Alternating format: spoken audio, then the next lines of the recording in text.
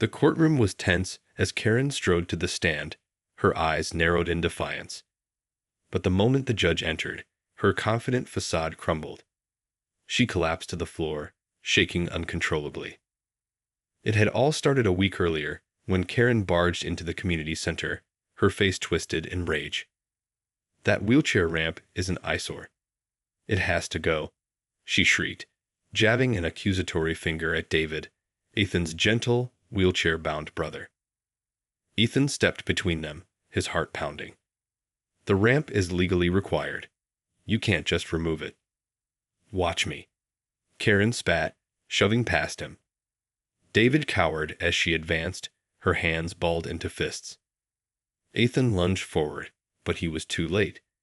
Karen's fist connected with David's cheek, and he crumpled to the floor, gasping in pain. Ethan dropped to his knees, cradling his brother's trembling form. "Someone call the police," he cried, his voice thick with fury and fear. The commotion drew a crowd, and soon the wail of sirens filled the air. Karen stood frozen, her expression shifting from triumph to panic as the officers approached. "Ma'am, you're under arrest for assault," one of the officers said sternly, slapping handcuffs on her wrists. Karen's eyes widened in horror as she was led away. At the hospital, the doctor examined David's swollen cheek and shaking hands. "He's lucky the blow didn't cause more serious injury," she said, her brow furrowed with concern. "But the emotional trauma could be significant." Ethan nodded, his own hands trembling. "We have to make sure this never happens again." And so, the following week, Ethan and David found themselves in the courtroom, facing off against the infuriated Karen. She had hired a high-powered attorney determined to fight the charges. As the proceedings began, Karen took the stand, her voice dripping with disdain. "That ramp is an eyesore, and it's a hazard.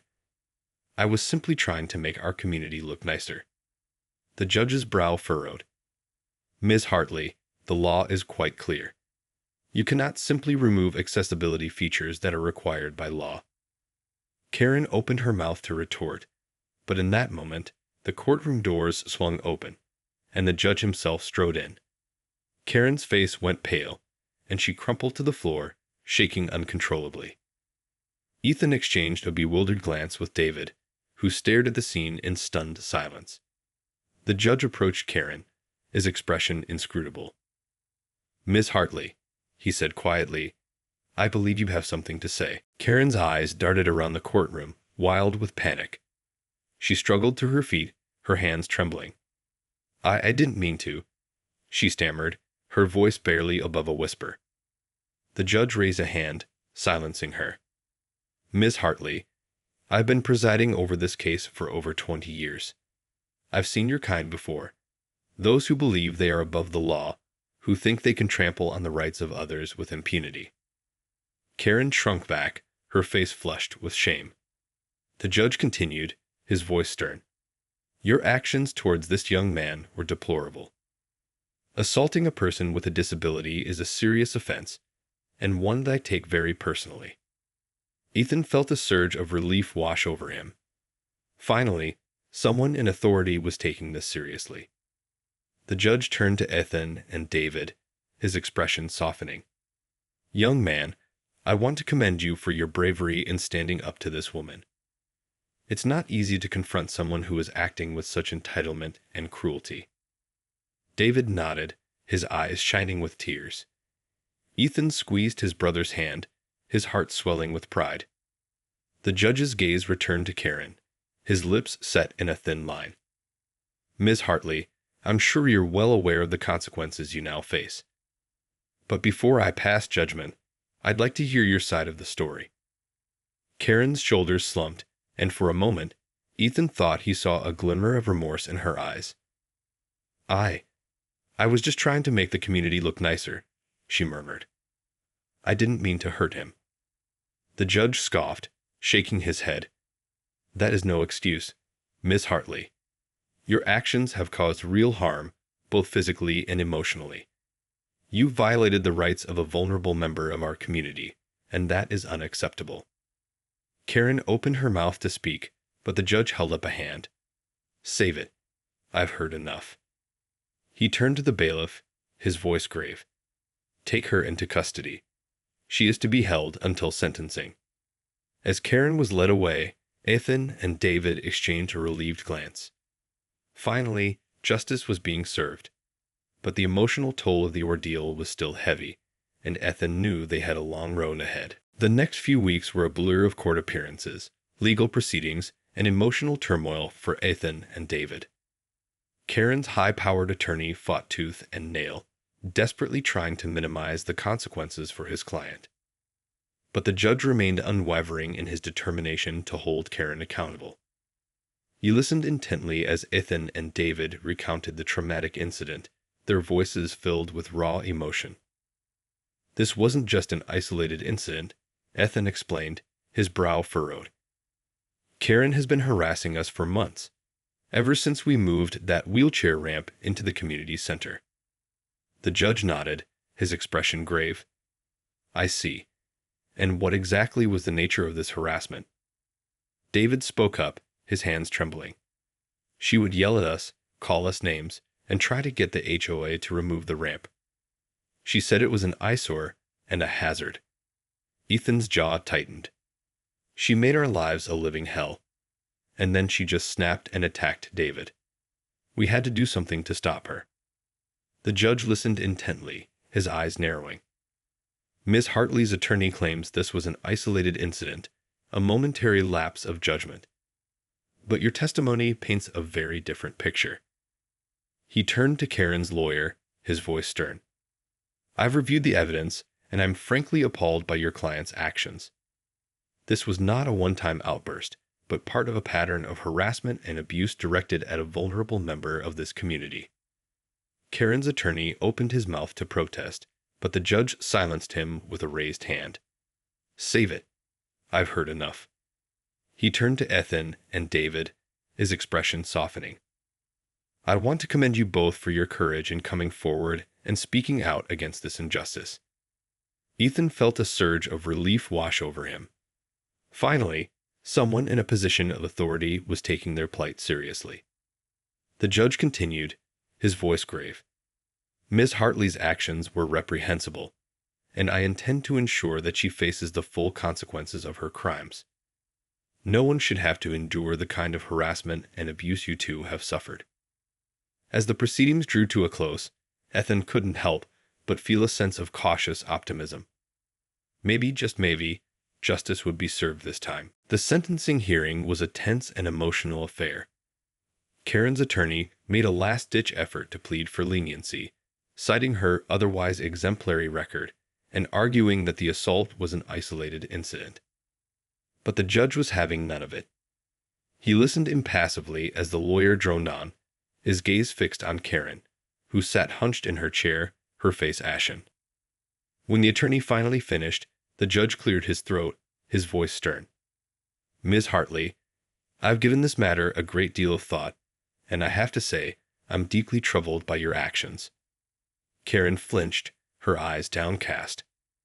You've shown a complete disregard for the rights and well-being of a disabled member of this community, the judge continued, his brow furrowed. Your campaign of harassment and your violent attack on this young man are simply unacceptable. Ethan felt a surge of satisfaction at the judge's words, but he couldn't help but feel a twinge of concern for David, who sat beside him, his face pale and his hands trembling. The judge turned to Ethan and David, his expression softening. Young man, I want you to know that I've taken your testimony very seriously. Your bravery in coming forward and speaking out against this injustice is truly admirable. David managed a weak smile, and Ethan squeezed his hand reassuringly. As for you, Ms. Hartley, the judge continued, his gaze returning to the cowering woman. I've carefully considered the appropriate sentence, and I have to say, I'm not inclined to show you any leniency. Karen's attorney opened his mouth to protest, but the judge silenced him with a raised hand. Your actions have caused real harm, both physically and emotionally, to a vulnerable member of our community, the judge said, his voice laced with contempt. and I simply cannot overlook that." He paused, his eyes narrowing. "Therefore, I sentence you to 1 year in county jail with no possibility of early release. Additionally, you are to be placed on probation for a period of 2 years, during which time you will be required to undergo anger management counseling and community service." Karen's eyes widened in horror, and she let out a strangled gasp. Her attorney jumped to his feet, his face flushed with outrage. "Your Honor, this sentence is simply unacceptable," he cried. "My client has no prior criminal history, and this was an isolated incident." The judge fixed the attorney with a withering stare. "I'm sorry, but I don't find your arguments convincing. The evidence clearly shows a pattern of harassment and abuse, and I will not tolerate such behavior in my courtroom." He turned to the bailiff, his voice firm. "Take her into custody immediately." As Karen was led away, Ethan and David exchanged a relieved glance. It was over.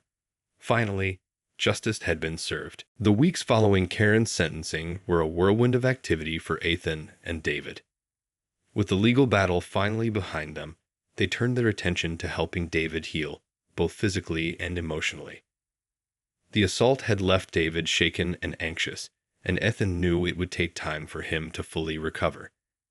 They started attending counseling sessions together, where David was able to open up about his fears and his feelings of vulnerability. "I just feel so helpless, David said during one session, his voice trembling. "I thought I was safe in my own community, but then Karen attacked me, and I couldn't do anything to stop her." The therapist nodded sympathetically. "That must have been a terrifying experience. But you're safe now, and you're surrounded by people who care about you and want to support you." Ethan reached over and squeezed David's hand, his heart aching for his brother's pain. "We're going to get through this together, David. I promise." As the sessions continued, David began to regain a sense of confidence and control. He started advocating for himself more, speaking up when he felt his needs weren't being met. And Ethan couldn't help but feel a swell of pride at his brother's growing strength. Meanwhile, the community itself was abuzz with the news of Karen's sentencing. Some residents expressed outrage, claiming that the judge had been too harsh. But the majority rallied behind Ethan and David, offering their support and condemnation of Karen's actions. "It's about time someone stood up to that woman," one neighbor said, shaking her head. "She's been making all of our lives miserable for years." Another resident, a young mother, nodded in agreement. "I'm just glad that David is safe now, and that the courts took this seriously. No one should have to go through something like that." Ethan felt a sense of relief wash over him. It was good to know that the community was on their side, and that they weren't alone in this fight. As the weeks turned into months, Ethan and David continued to heal and rebuild their lives. They found solace in each other's company and in the support of their loved ones. And though the scars of the ordeal would never fully heal, they knew that they had emerged stronger and more resilient than ever before. In the end, justice had been served, and Karen's reign of terror had finally come to an end. Ethan couldn't help but feel a sense of satisfaction, knowing that his brother had been vindicated, and that the system had finally worked in their favor. As the months passed, Ethan and David found themselves navigating a new normal.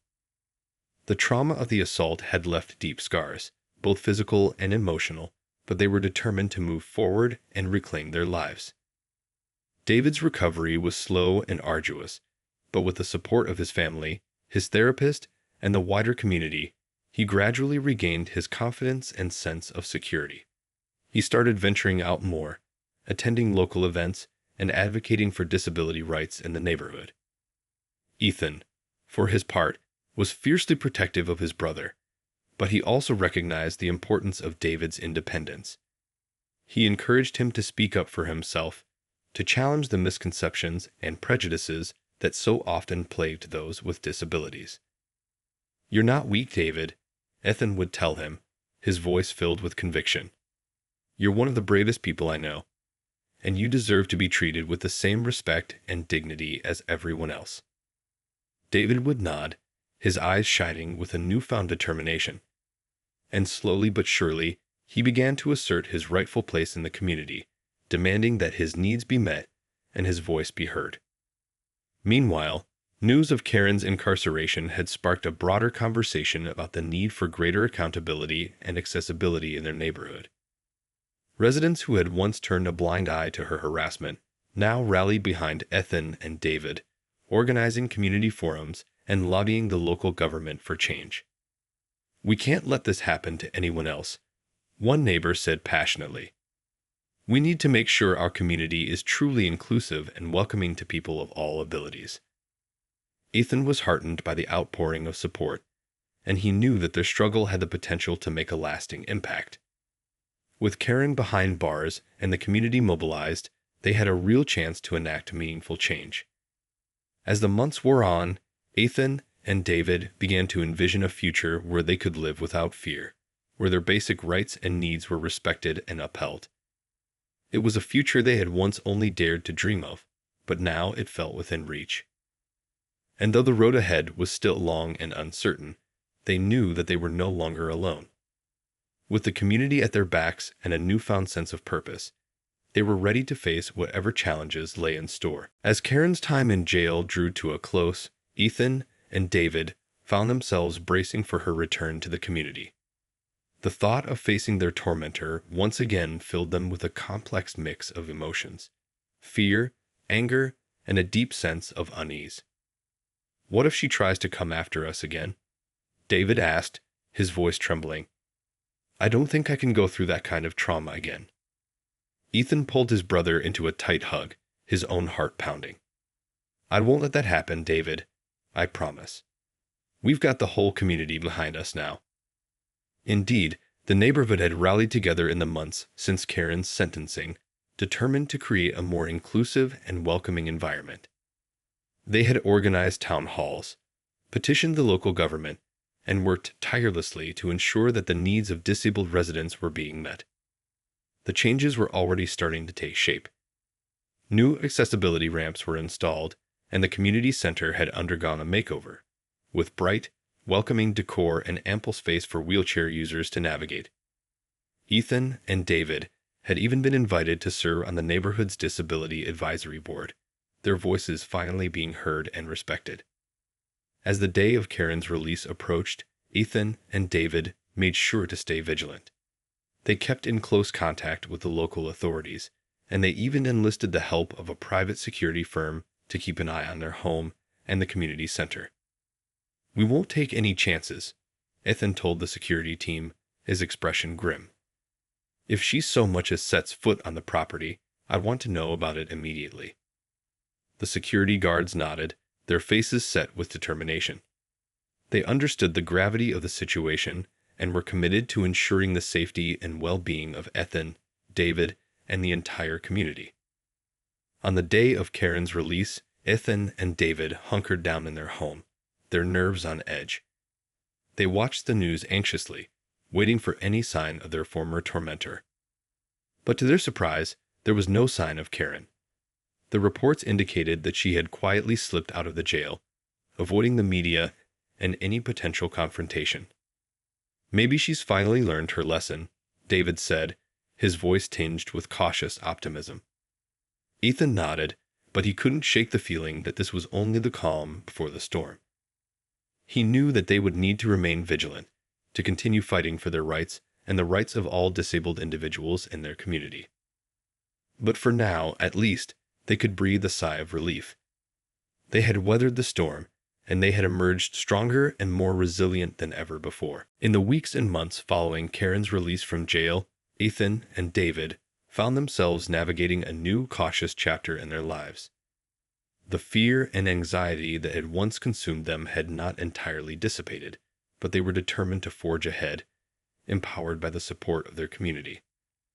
As Karen remained conspicuously absent from the neighborhood, Ethan and David shifted their focus to more positive endeavors.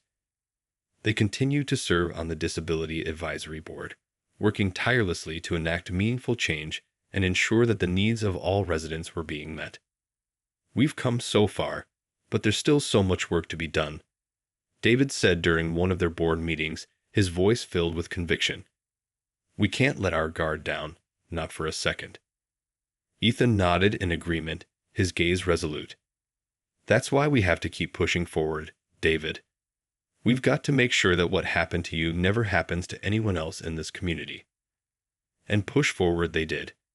Ethan and David spearheaded initiatives to improve accessibility throughout the neighborhood, from installing more wheelchair-friendly ramps and pathways to advocating for better lighting and signage. They also organized community events that celebrated diversity and inclusion, drawing in residents from all walks of life. It's amazing to see how much the community has changed, one neighbor remarked, a smile spreading across her face. I remember when Karen was the only one making a fuss about the ramp.